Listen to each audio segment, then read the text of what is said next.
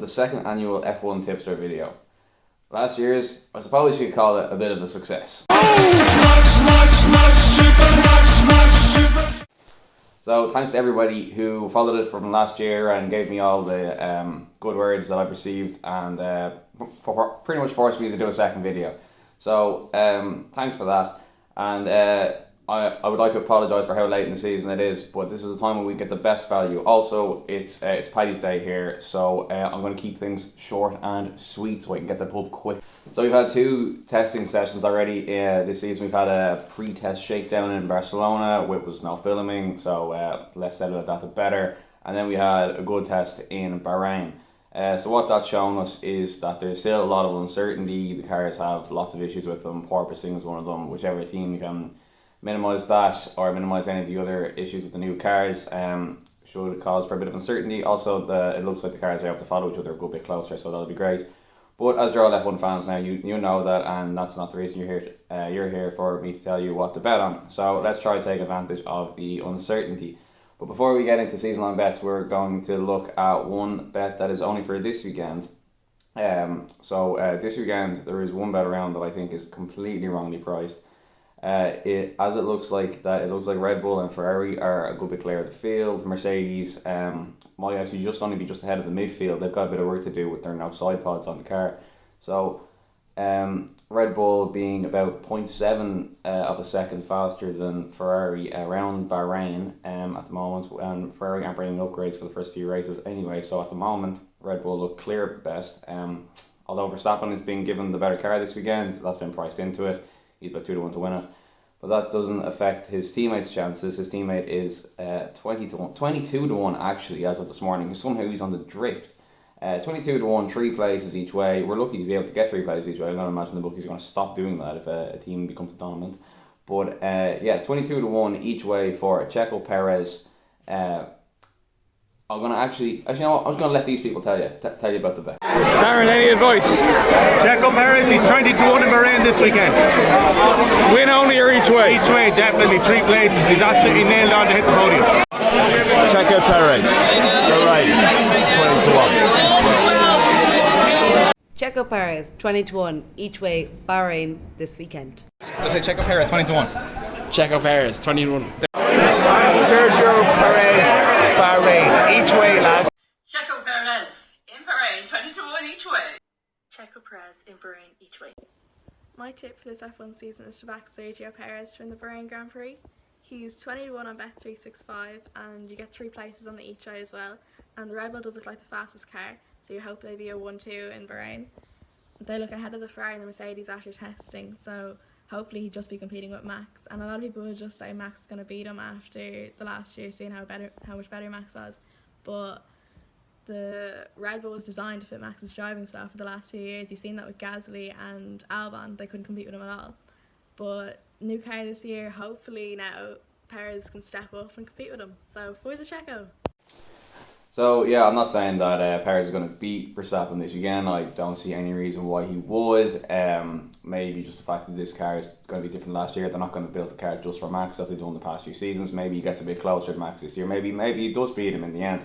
But I wouldn't be expecting this 22 to 1 to actually have a massive win chance. But it does certainly have a great place chance. He's 22 to 1 each way. Will give you just over about 4 or 5 to 1 on. So I would make Checo Perez this weekend about a 65% chance, 70% chance that he hits the podium. So yeah, should be heavily odds on that he podiums. But 22 to 1 each way, fantastic. Maybe throw it in a double with anything you've got on Cheltenham tomorrow. Any of the extra places. I've got a few multis running into Perez this weekend just to hit the frame. So yes, that is just a very short term bet now. But now let's get on to what you're here for. So obviously it's going to be very difficult to replicate Verstappen this year. The bad news is I do not have an 80 to 1 bet that has a 40% chance again, shockingly. But yeah, please lower your standards this year. But here we can still get some value. So the first thing probably want to talk about is that Ferrari are much stronger this year than we did. So people have already got a lot of bets on. A lot of people have been talking about Ferrari. I fully endorse that. People have got 9 to 1 on Ferrari to win the constructors. Shout out to Darren Hughes for putting most of his life savings on that, so good luck to him with that. I've gotten a few bets on with Ferrari myself. Doubled it up with the Politics Tipsters bets. Jim O'Callaghan, shout out, he's looking pretty good. Shout out to Politics Tipster for that, thank you. So then shout out to Nessa as well. She has 80 to 1 on Carlos Sainz to win the World Championship and Ferrari to win the constructors, both highly related.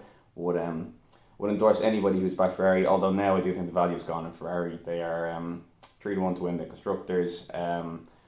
Probably too short this time. Red Bull do look better at the moment, and Mercedes could just become good after a few races. So well done anybody who has Ferrari bets on, but for now I think the value is gone in Ferrari. The headline bet for this year, we're into the binomial section of the betting here, which after the huge success last year will be most of the tips here will be binomial tips. So I'll just tell you the bet, then I'll do the rationale after. So the bet for the season is Mick Schumacher to get a podium finish at 11 to 1 on Ladbrokes.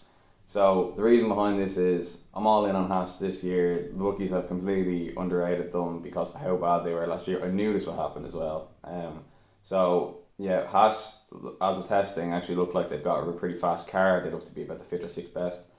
Will Buxton has put them 6th, the renowned F1 journalist, 6th in the pecking order. They've also lost that, I don't know what you'd call it, dead weight maybe, or you could think of your own words for losing Mazepin anyway. Bring back K-Mag, let's go K-Mag. But yes, Mick Schumacher to hit the podium at 11 to 1 is an outrageous price, because if we price him every week, it's, let's say if we put this into the binomial calculator right here, you'll see that he is, that's me giving him a chance of 50 to 1 each week to hit the podium, which is what about midfield car will be about.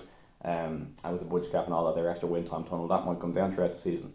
So what we're getting is 23 chances of a 50 to 1 to land at 11 to 1. So 37% chance that Mick Schumacher gets podium this season. That's about not even a 2 to 1 shot, 7 4 shot or so.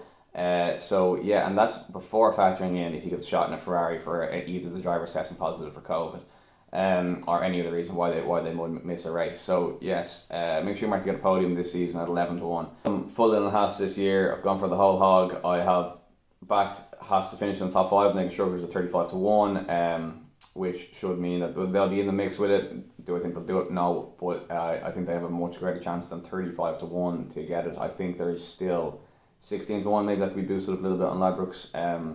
Yeah, I'd make it more about a 4 to 1 shot that they get into the top 5. Similarly, a few bookies have priced them up to score very little amount of points. Like Haas to score 5 points, Haas to score 10 points at 4 to 5. So yes, I've had the biggest bet of my life on Haas to score 5 points, and yes, that is that's a bit of quantitative easing for you. That's just printing money, that is. So if anybody can get on that, I highly recommend it. I won't put it as a headline tip because I'm not going to tip a 4 to 5 shot as my headline tip. But yes, all in on Haas this year. I'm going to have to get some Haas gear. I'll just give a shout out as well to the people who have got backed Carlos Sainz to win a race at 3 to 1 this season. That was a fantastic binomial bet. He should have been about 90%, so I know a lot of you guys are on that already. And Fernando Alonso as well to win a race this season. Again, if we go by what his price should have about a 33% chance on the binomial calculator to win a race this season. But Bet365 were offering 12 to 1, so thank you for that, Bet365. Unfortunately, I didn't get to make a video for them bets, but let's go, Mick Schumacher here. And so yes, thank you for the support last year, and yeah, hope you don't get stay factored just like my Sky bet did.